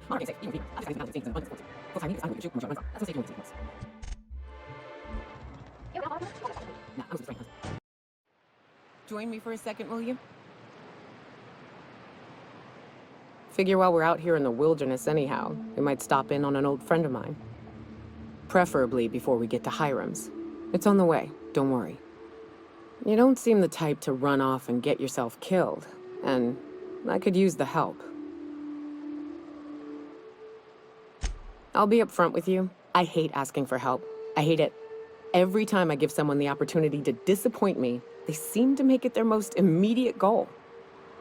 But this, what I'm thinking, it's dangerous. Really? Here I was steeling myself for inevitable rejection. I used to run with a band of hunters. Friends. 6 of us. We were on Monarch when the corporations pulled out, and we helped a lot of people pick up the pieces. I haven't seen 2 of them in years, and the rest I know to be dead. I'd like to gather their effects and bury them all in the same places, like the family we once were. First, we go to Hayes. I buried him a ways from our encampment. I need to pay my respects. I'll show you where he rests. He had a medallion in his effects. That's what I'll bring home to Barry. Then we find my 2 lost trackers and bring them home. A long time ago, we built an encampment in one of Monarch's cave systems. Trouble is, a Mantiqueen showed up and kicked us all out. If we can find Rebecca and Anders, they'll know how to lure her out. Then, we kill the bitch and bury everyone's medallions together.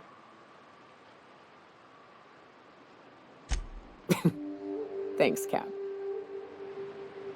Sulfur-sodden fucks out so Hayes can rest in peace. Here we go!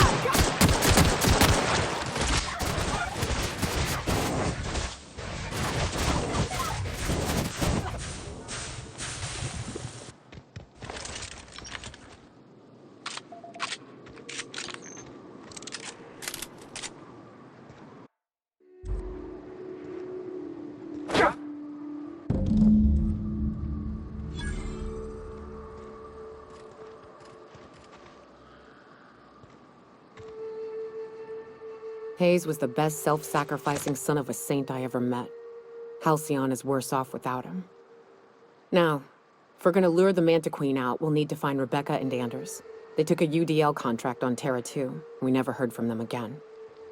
Think it's time I call in a favor with Hiram. If anyone can track them down, it's him.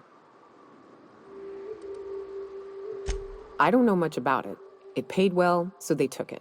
They said they'd be back in a couple of weeks and that maybe we could all use the money to get off Monarch. That was a long time ago. I should have. I really should have. But soon after they left, Hayes and the others died. And to be honest, after him, I stopped trying. Because it hurt like hell to do so. Thanks.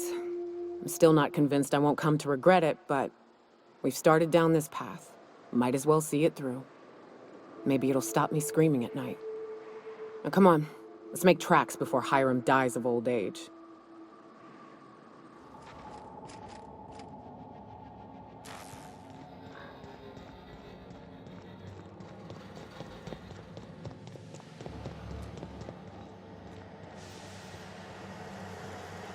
I can't tell if you're brave or simply touched in the head. What in the galaxy are you doing sniffing around my station? Unless you are, in fact, trying to suicide by Marauder? And you, Nyoka, what are you doing lugging a stranger into my station? You could use the socialization, you son of a bitch. Also, he hired me. To what purpose?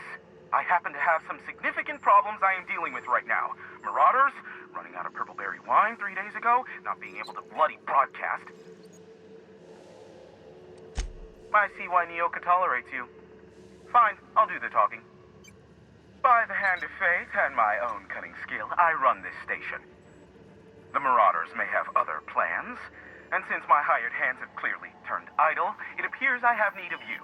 As my newest contractor, you may call me the Broker. Or we can call you Hiram, on account of that's your damn name, and doubly on the account of the Broker being a dumbass alternative. What? Everyone calls me that, aside from you. You're here, and you're armed, aren't you? The feed's gone grainy, but it looks like you're packing deadly force. I know Nyoka is, for sure. I barricaded the broadcast center, but I can only hold out for so long. Clear the Marauders out, and I'll pay you double the going rate. They destroy the transmission equipment, and I'll be out of business. The elevator and doors to the second floor are back online. Hurry before I have to lock them down again.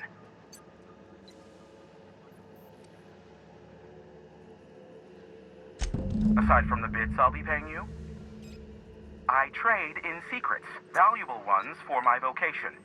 I'm sure you can come up with something you might like to ask me about in person once I'm safe.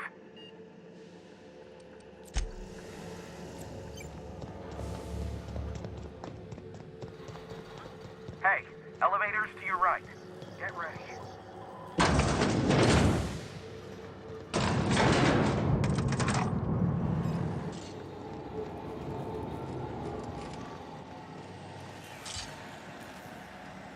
Never thought I'd be ecstatic at having the walls painted in blood, but... Oh, great. I love doing pro bono work for friends. Aw, you called us friends. I'd normally entertain your self-aggrandizing delusions, but this time it's important. Important to you is not the same as important to me. Although I do recognize that you may have earned some goodwill during your months laboring for me.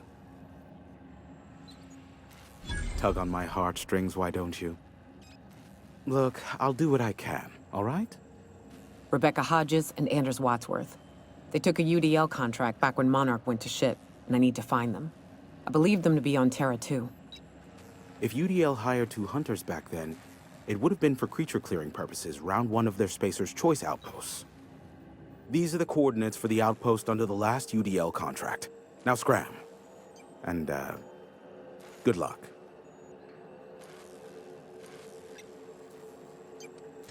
Sure. You know where to find me if you need me.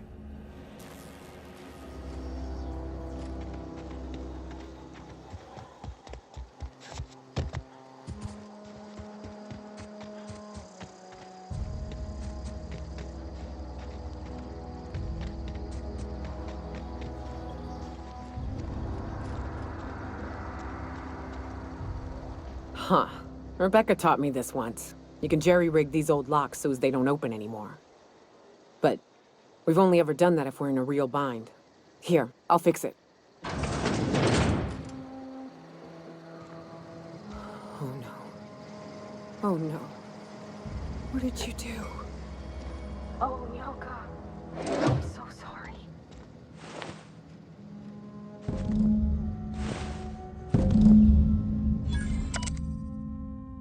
I don't... They were... That bitch! They were all set to abandon us! What would Clara say, huh? Every day she'd ask if we heard from you. And she'd have forgiven you! The kid had a soul that made the sulfur smell like roses! Or to leave your medallions to rot with you, but Clara would want to be buried with her sister.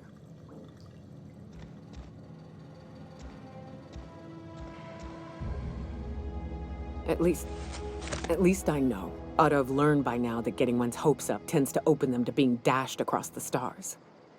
I hate to say this, but Clara died thinking her sister was still fighting to get back home. I'm glad. If she were still alive now, it'd break her to know the truth. Only thing left is to take these medallions home, which means figuring out how to bait the Mana Queen out of our old base. The most pissed off I've ever seen a queen was when a foreign species was on her soil. I'd wager the stench of a primal might do the trick. No, we need a plan. You may be a capable sort, but so are my friends. I ain't making that mistake twice. I've never had the pleasure of hunting primals, but I hear they're all over Scylla. Let's tear a few apart, shall we? I'm sure they've got pheromones. Everything does.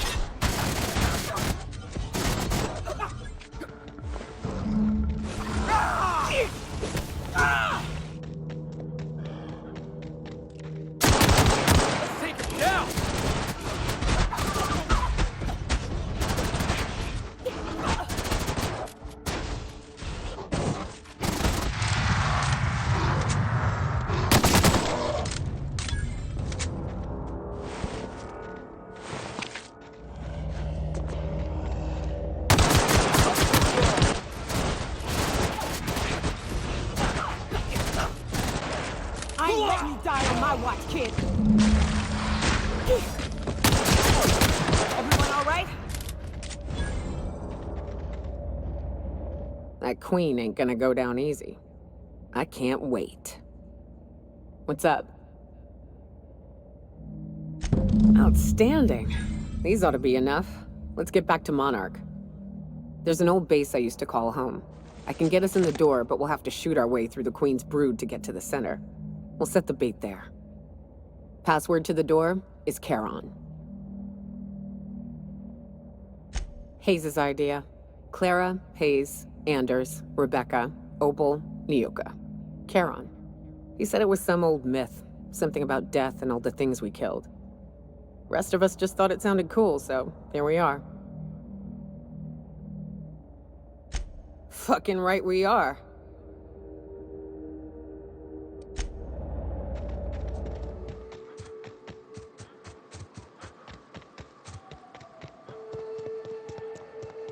Whew, here we go. I haven't set foot in here since... Well, I'm ready. Yeah, right? Yeah. Here we go.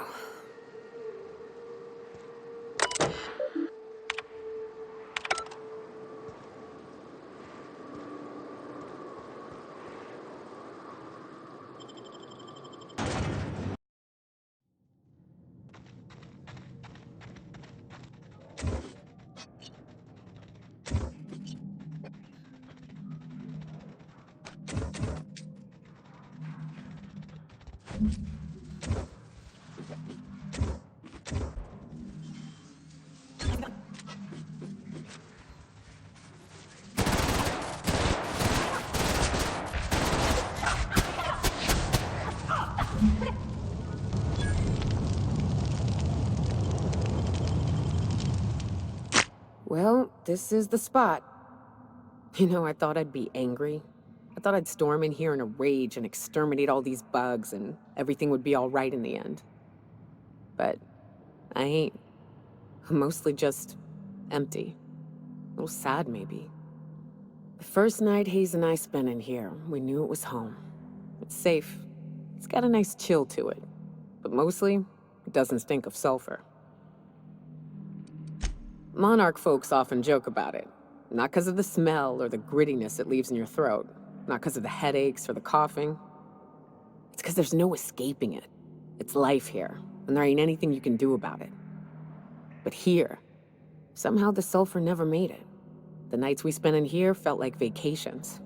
So we started building. We hauled in steel, hired sublight folk to help. That's how we met Anders and Opal. They stuck around after our contract was up. Opal liked camping.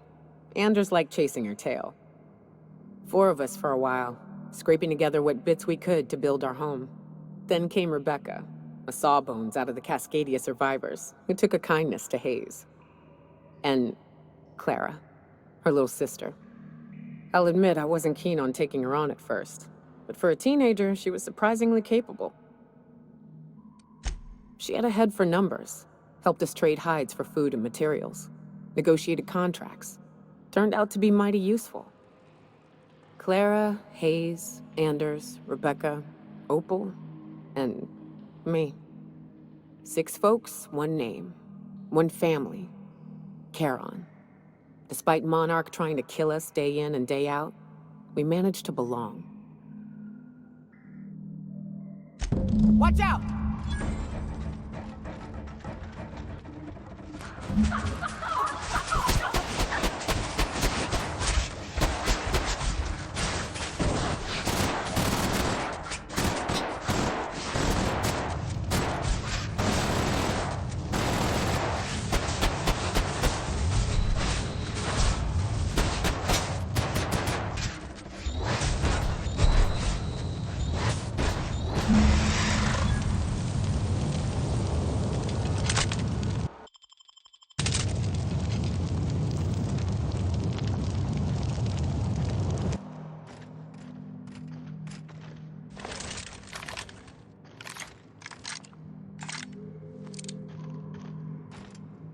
I wish these were more auspicious circumstances, but at least we're all here.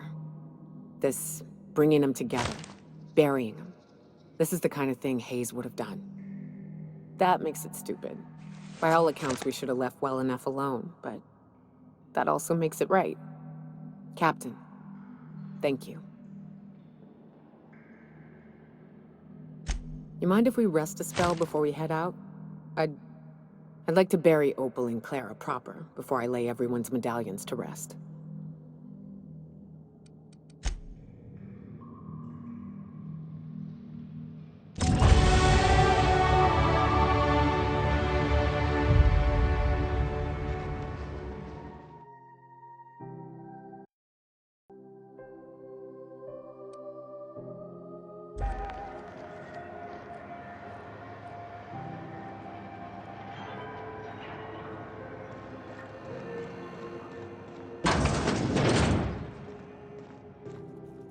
I'm sorry. Am I causing a scene? See, Furu? We could have avoided all this unpleasantness if you just let me talk to Jessie in the first place. Let me get one thing straight. Jessie and I are not friends. I just owe her, okay?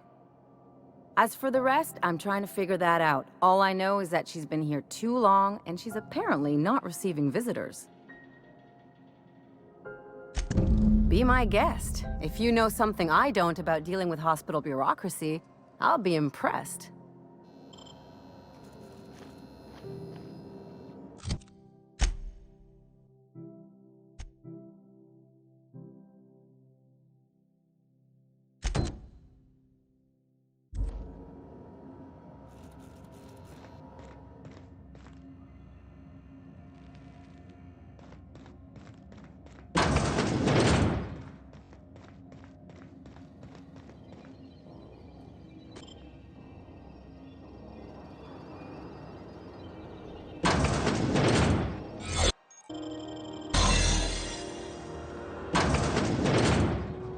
You're sure this is perfectly safe? I'd rather not die early of an infectious disease myself. To the last Ratdodon rut in time, leave me in peace! You hull-headed quacks do know that restful recuperation requires not being disturbed, don't you? What? Why? Everything's fine. We're all fine here. No need for her to be worrying her pretty little head about me. I'm just terrible, dreadful sick is all. Got a cough that won't quit and sores all over my body. Highly, lethally contagious. But I'll be fine, so long as I'm left alone. Should've known she'd send a bruiser after me. Damned if I don't rue the day I saved her scrawny little hide. Inadvertently, I befriended a bloodhound in the process. Alright, okay. We can discuss this like the level-headed folk that we are.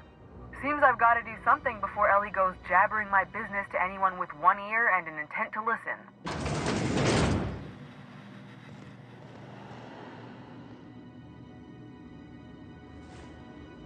The truth is, I'm not sick. But if you repeat what I'm about to tell you to anyone, I will deny it with my dying breath. You, ain't with the board, are you? See, I owe them a lot. I might have missed a payment or two, and the other night I swear someone was following me back to my room. So I hold up here to lay low. Udon Bedford's the board guy on the station. He'd know how I stand with them.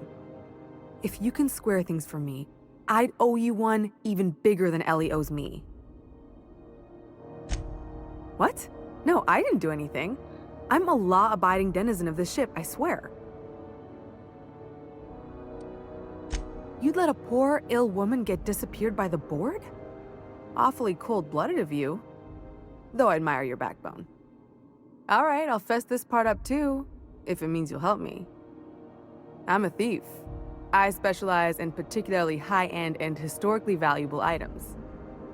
3 weeks back, I caught rumor that the blood-tier diamond, last worn by an heiress on the Lost Hope, had surfaced for the first time in 70 years.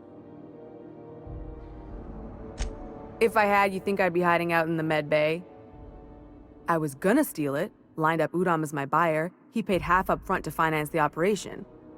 Let's just say things went sideways about the time I got my hands on the diamond, and it crumbled to stardust in my palm. Anywho, I barely made it out with my life, and nary a plan to make back Udom's deposit I'd spent. Thanks for helping me with the board. You're a real pal. Or I guess I should say, Ellie is one, huh?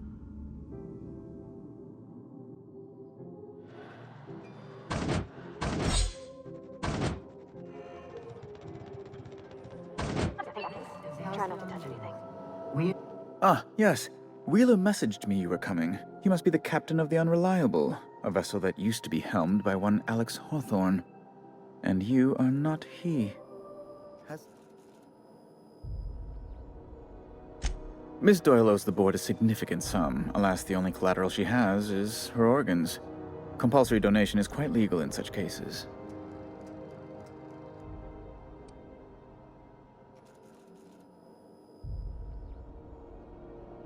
That's not unreasonable. I guess it's better than losing your organs, but I don't know, Captain. It just doesn't seem right. Miss Doyle is deeply in debt, and the board has every right to do whatever they like to recoup that debt. What guarantee do I have that she'll agree to the terms you negotiate?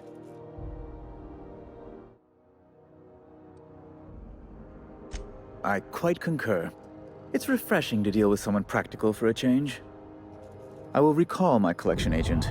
Tell Miss Doyle to report to me promptly for her first assignment. Now, is there anything else you need, or can I return to my work?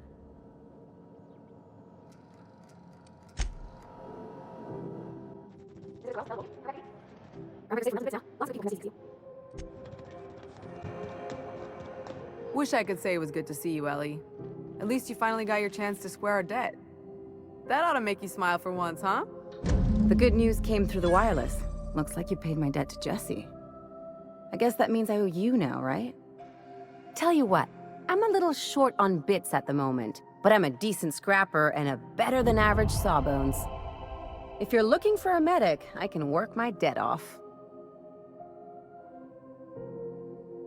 If I'm being honest, and I prefer not to, I was about ready to pick up another contract anyway, And you settled this in a pretty tidy fashion, which tells me you're competent. But we can say I'm repaying the favor if you prefer that version. You won't be sorry. Though it looks like you've got a full roster already. Time to play favorites, Captain. Traveling in style, are we? I'll be sure to nab a cabin with a view. Welcome to the crew, Miss Ellie. We're real happy to have you.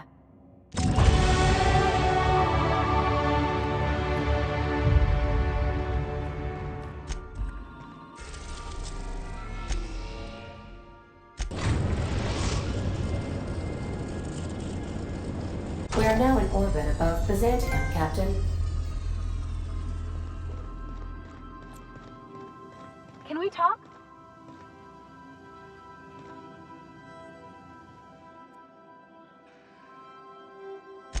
I haven't actually talked to my folks in a while. Shocking, right?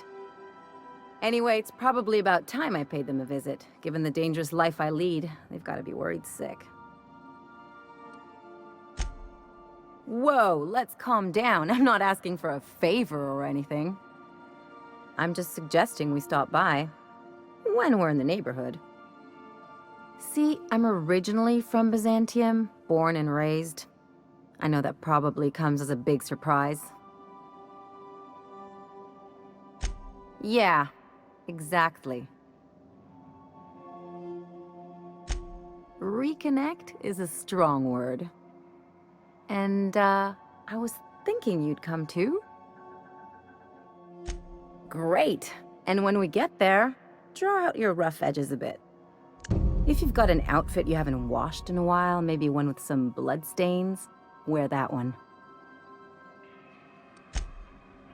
Oh, and help yourself to the good snacks and put your feet on the coffee table. Mother hates that. Just know that I've got plenty more suggestions if you need them. Anything else?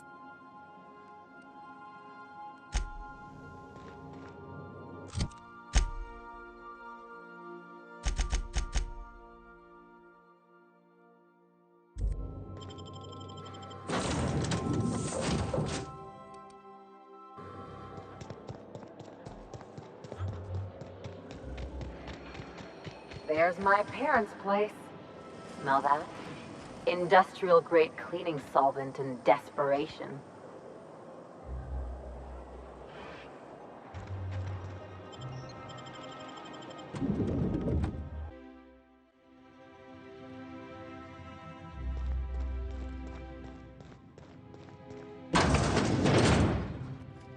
Marilyn, is that you?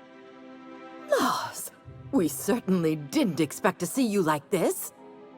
And I didn't expect you to renew your marriage contract. But we're all full of surprises today, aren't we? Speaking of surprises, you should meet my new friend. We've been running around the system for a while now, stirring up all sorts of trouble.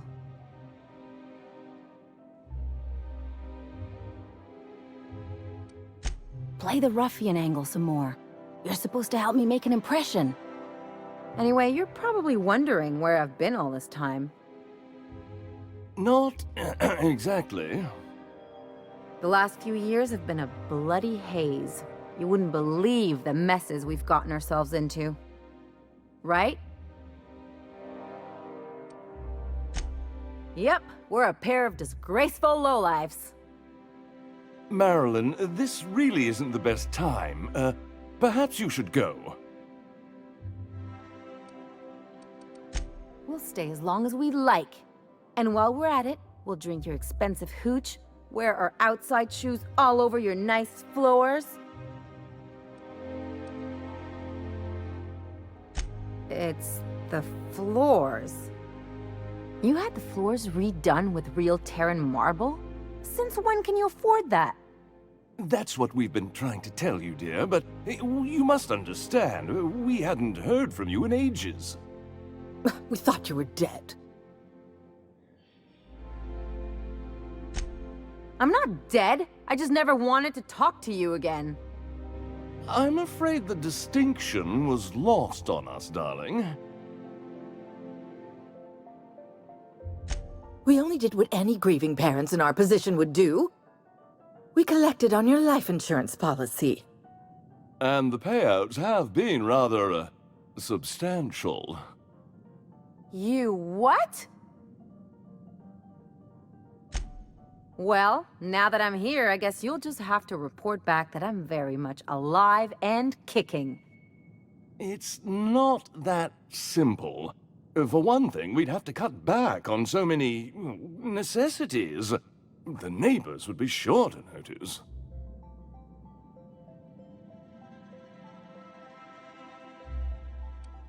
Why did you do that? We had to explain your disappearance somehow. We couldn't very well tell people you'd run off to become a miscreant, could we?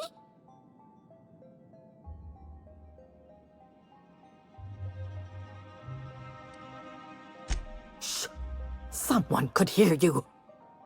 We concocted a story about Celeste Jollycurl designing a pair of 12-inch heels for you.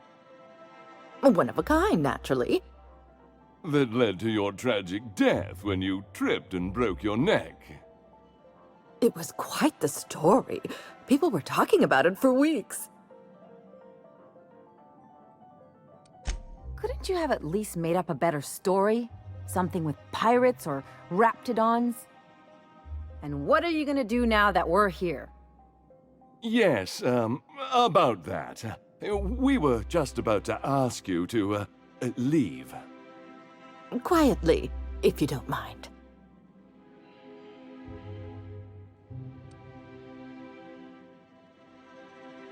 Well, we're trying to avoid further embarrassment.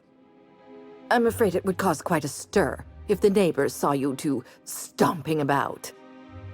That's it? You just want us to disappear now? Marilyn, please. Don't cause a scene.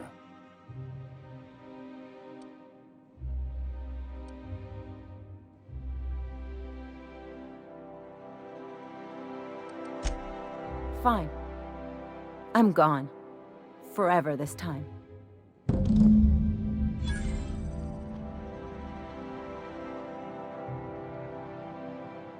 Let's talk outside.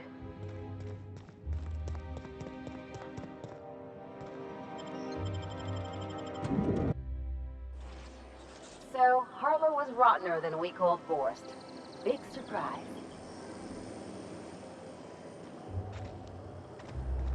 Can you believe those two? We'd hardly been there a minute and they turned us out like yesterday's garbage. I wanted them to get upset. I just thought it would play out differently.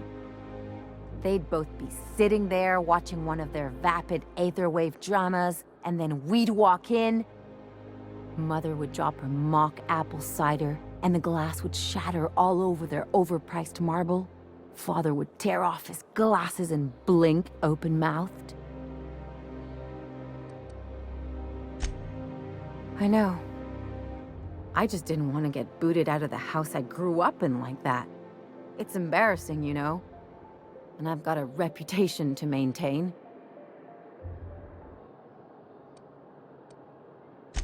I'm used to rough situations. Like when someone loads your pistol with blanks and strands you in a Marauder moonbase, or traps you in an airlock with an angry mantis worm.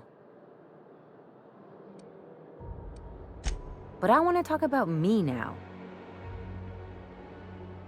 Can I just have a drink and punch some poor defenseless pillow instead? Anyway, I don't want to sift through this lousy experience for meaningful life lessons. I'm mad, and I want to do something about it. Something like... Wait a second. What if I could get that money? I could open a new account, designate that account holder as a sole beneficiary. All the payouts would go to me.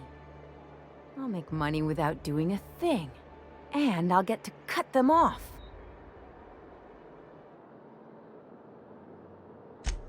My policy is with the Greater Halcyon Insurance Group. They have an office in Byzantium. Maybe you could use some of your people skills to help me set up a dummy beneficiary account. If that doesn't work, I'm sure we can find one of their terminals and do it ourselves.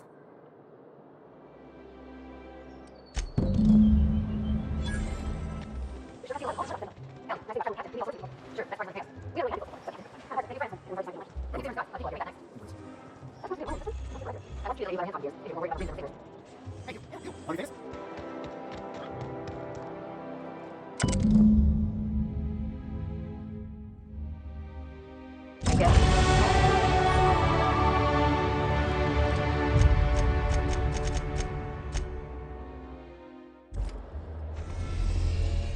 now in orbit above Fallbrook, Captain.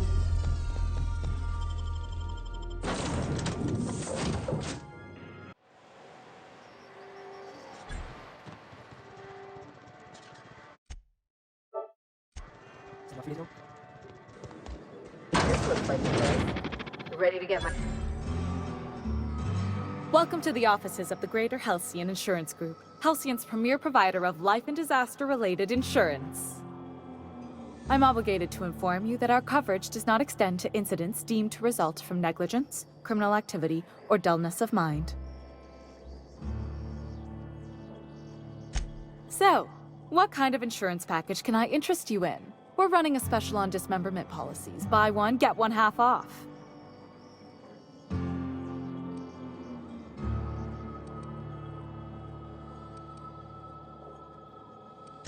I remember that one. That's the young socialite who broke her neck, right? Of course, no one remembers me for the marauders I've killed or the bits I've stolen. Typical. That claim was airtight. Our best investigators couldn't find an exclusion for that one.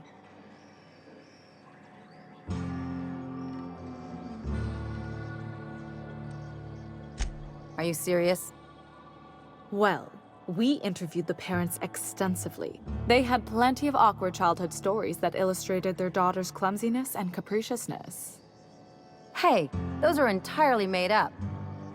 Furthermore, the claim spurred a whole line of fashion-related policies. It's become a very lucrative market.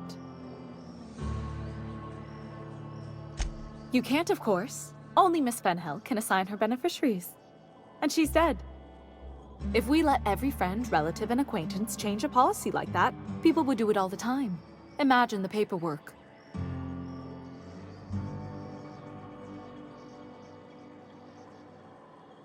Oh, you mean hypothetically?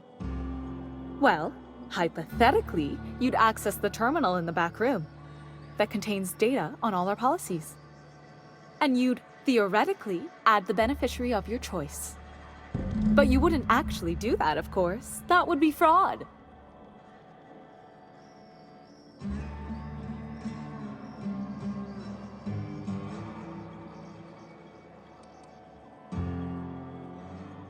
Please, my policy only covers paper cuts and wrist strain. Very well, I'll do it. But then you've got to go. Confrontations like this will raise my premiums.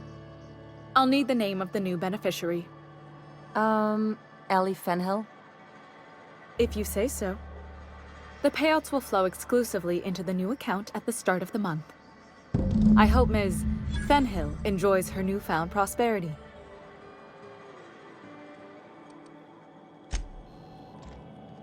You really did it. Give these payouts a few years and I'll be rolling in it. I've never been prouder to stand back and watch someone else work. I'm just glad my folks aren't gonna live off that awful story they made up. Maybe now they'll have to go back to real jobs.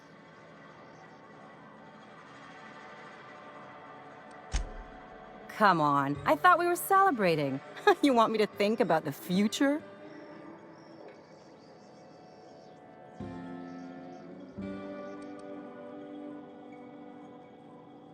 You talk like someone who likes lists.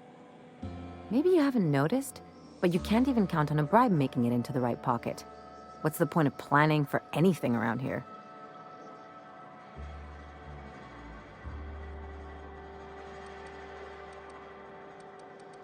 Hate to say it, but Halcyon's already there. Anyway, enough of that. You did a job for me, so here's your fee.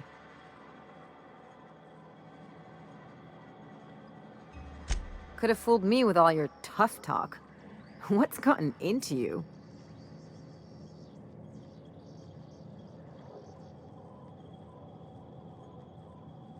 You sure?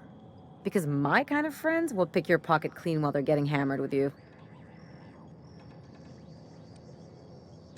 You don't have to get all mushy about it. Still, maybe you've got a point.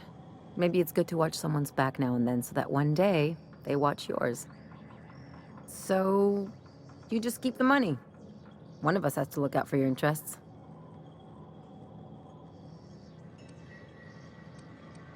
Don't mention it. Really, this feels weird enough as it is.